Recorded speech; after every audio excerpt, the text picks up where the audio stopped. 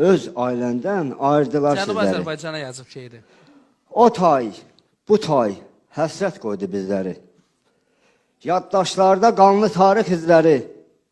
Unutmarıq dəhşətini Təbrizim. Qur müstəqil dövlətini Təbrizim. Qalx ayağa molla rejim tapdala. Aha. Düşmənlərin gözlərində od qala.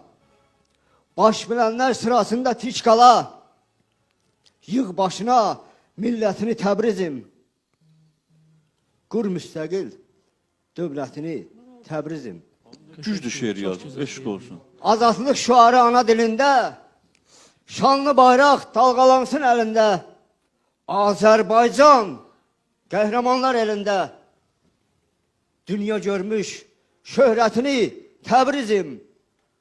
Qur müstəqil dövlətini Təbrizim.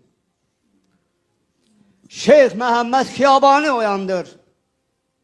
Edama son hakimiyyəti dayandır. Ulu Turan qüdrətli Türk hayandır. Kim əyəcək qamətini Təbrizim? Qur müstəqil dövlətini Təbrizim. Ay, tüklərimiz biz oldu kişi. Sen Aydın səma, dəyanətli orduyam. Aydın Samay özüdür. Pişəbəri Cumhuriyyət yurduyam. Nuru Paşa, Səttar xanın oğluyam.